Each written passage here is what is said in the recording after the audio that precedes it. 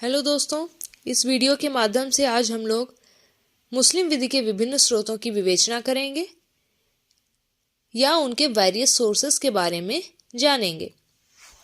तो मुसलमानों की जो विधि है वो दैवी प्रकाशन पर आधारित है और उनके धर्म से मिश्रित है।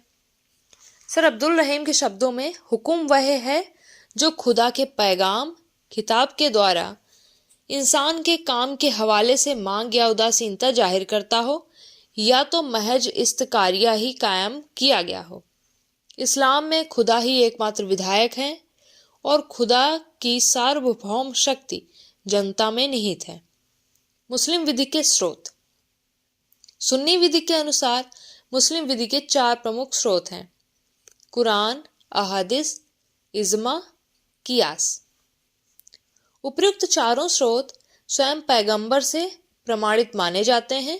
इसके अलावा निम्नलिखित अन्य स्रोत भी बताए जाते हैं: रीति रिवाज, न्यायिक विनिश्चय, विधायन, न्याय साम्य तथा सद्विवेक। सबसे पहला स्रोत है कुरान। कुरान शब्द की उत्पत्ति अरबी भाषा के शब्द कुर्रा से हुई है, जिसका शाब्दिक अर्थ है पढ़ना या जो पढ़ा जाना चाहिए। कुरान मुस्लिम विधि की उत्पत्ति का प्रथम पवित्र दैवी मूल स्रोत है। इसका एक एक शब्द ईश्वर ने स्वयं के आदेश के रूप में प्रेषित किया है। कुरान में ईश्वर ने पैगंबर मोहम्मद साहब को प्रत्यक्ष उपदेश दिया है। इसमें विषयानुसार 114 अध्याय, जिन्हें सूरा कहा जाता है, और 6234 आयतें हैं। कुरान के प्रत्येक सूरा का नामकरण कर दिया गया है, जो अधिकांशतः उसमें दी गई आयतों के विषयों पर आधारित है। केवल 200 आयतें ही विधि के क्षेत्र में आती हैं। इनमें से 80 आयतें वैयक्तिक मामलों के बारे में हैं। कुरान मुस्लिम विधि का सबसे अधिक प्रामाणिक स्रोत माना गया है। इसीलिए यदि किसी आयत का कोई विशिष्ट अर्थ शिया या सुन्नी विधि शास्त्रियों द्वारा पहले ही दिया जा चुका है, तो अदालतों को उस आयत विशेष का दूसरा अर्थ देने का अधिकार नहीं प्राप्त है। यद्यपि कुरान मुस्लिम विधि का सर्वप्रथम स्रोत माना गया है और महत्वपूर्ण भी कहा जाता है, परंतु निष्पक्ष दृष्टि से देखने पर कुरान स्वयं प्रथम स्रोत होते हुए भी एक संशोधन अधिनियम है, पूर्ण विधि संहिता नहीं। दूसरा प्रमुख स्रोत है अहादिस तथा सुन्ना। वास्तव में अहादिस और सुन्ना मोहम्मद साहब के आचरणों तथा कथनों का लेख है, जिसे मोहम्मद साहब के जीवन काल में लिखा नहीं गया था, बल्कि मोहम्मद साहब के अनुयायियों एवं शिष्यों ने इनको परंपरागत रूप से एक पीढ़ी से दूसरी पीढ़ी को बताया। मोहम्मद साहब के आचरणों एवं कथनों को लिखित रूप मोहम्मद साहब के जीवन काल के बाद प्रदान किया गया। यह कहना अनुचित न होगा कि अहादिस और सुन्ना कुरान के पूरक हैं। यदि किसी विषय में कुरान के प्रावधान मूक या दुर्बोध होते हैं, तो वहां सुन्ना या अहादिस के आधार पर नियम माना जाता है। इज्मा। तीसरा प्रमुख स्रोत है इज्मा। जहां कहीं किसी विषय पर कुरान के प्रावधान मूक होते हैं एवं सुन्ना तथा अहादिस में भी उन विषयों पर कुछ नहीं मिलता है, वहां इज्मा को विधि का आधार बनाया जाता है। इज्मा मुस्लिम विधि का एक तीसरा स्रोत है। वास्तव में इज्मा का अर्थ है किसी विषय पर विधि शास्त्रियों का एक मत होना।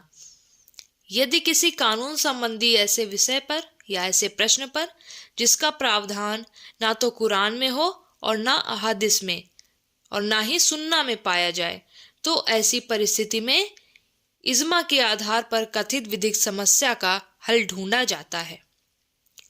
ये बात नोट करने योग्य है कि शिया संप्रदाय सिर्फ उसी इज्मा को विधि का स्रोत मानता है जिसके सृजन में पैगंबर मोहम्मद साहब के परिवार के लोगों ने भाग लिया। चौथा प्रमुख स्रोत है कियास। मुस्लिम विधि के उद्गम का चौथा स्रोत कियास है। कियास का शाब्दिक अर्थ तार्किक तुलना या तुलनीयता के आधार पर तर्क देकर दो वस्तुओं को एक समान सिद्ध करना है। डी.एफ. मुल्ला के अनुसार कियास तुलना द्वारा न्याय है।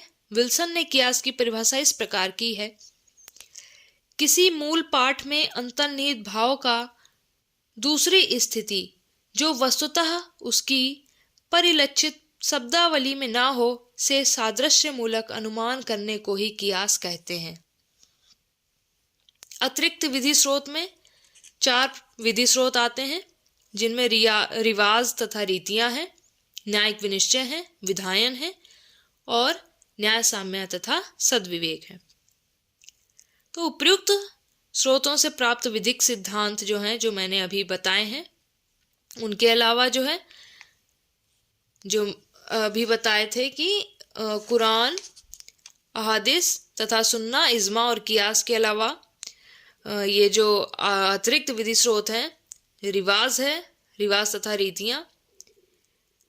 ऐसे रिवाज और रीतियां जिनमें कानून का बल हो, तो इन्हें जो है कानून, ये ऐसे रिवाज और रीतियां फिर कानून का उद्गम बन जाती हैं या कानून के उद्गम माने जाते हैं।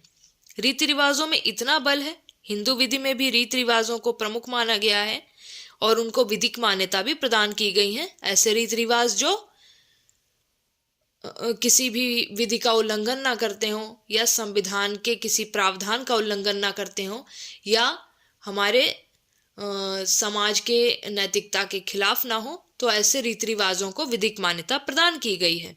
उसी प्रकार से मुस्लिम विधि में भी रीति रिवाजों को विधि मान्यता प्रदान की गई है। तो इसी मामले में एक केस है अब्दुल हुसैन बनाम सोना डेरो।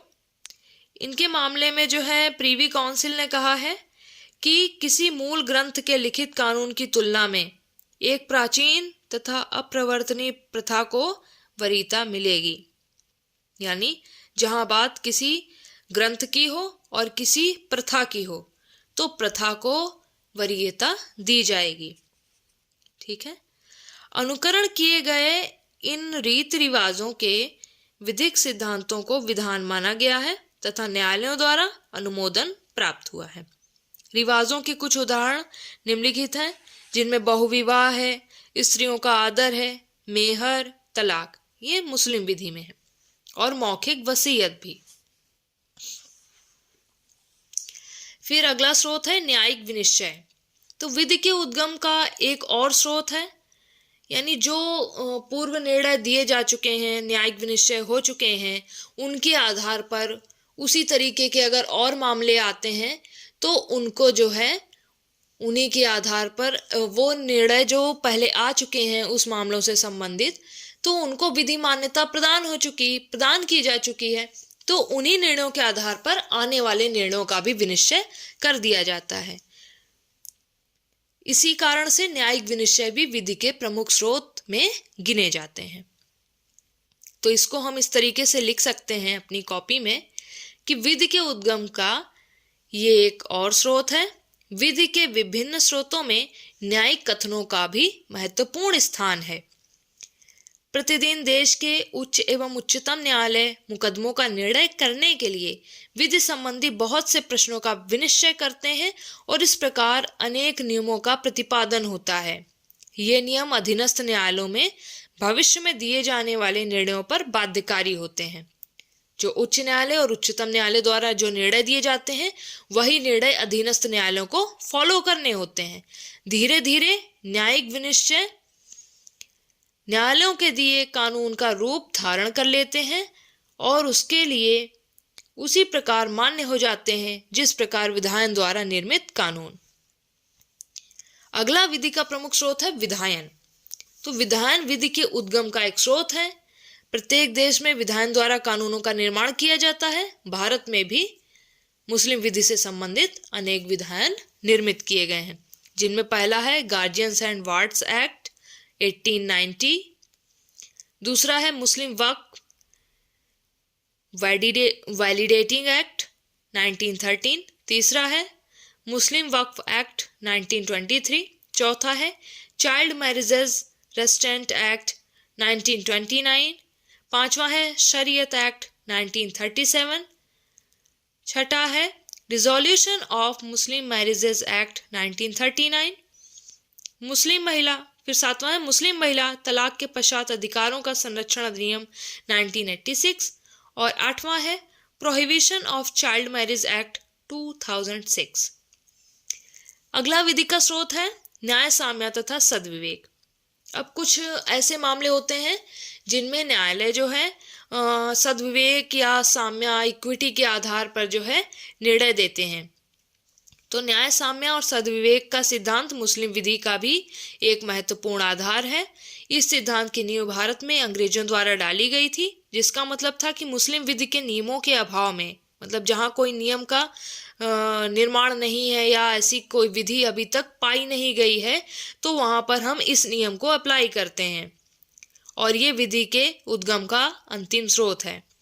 मुस्लिम विधि के उद्गम के उक्त स्रोतों के विषय में यह जान लेना आवश्यक है कि सुन्नी विधि के अनुसार मुस्लिम विधि के प्रमुख स्रोत कुरान, सुन्ना तथा अहादिस, इज्मा और कियास ही हैं, परंतु शिया विधि के मतानुसार मुस्लिम विधि के स्रोत केवल कुरान, अहादिस और तर्क ही हैं।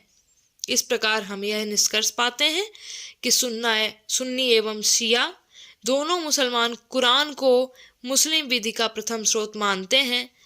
शिया लोग पैगंबर व उनके खानदानों के रीति रिवाजों को अहादिस के रूप में मानते हैं, और जब इनमें भी कोई नियम नहीं मिलता है तो इमाम के तर्क को विधि मानते हैं या इमाम के तर्क की विधि को मानते हैं। Thank you.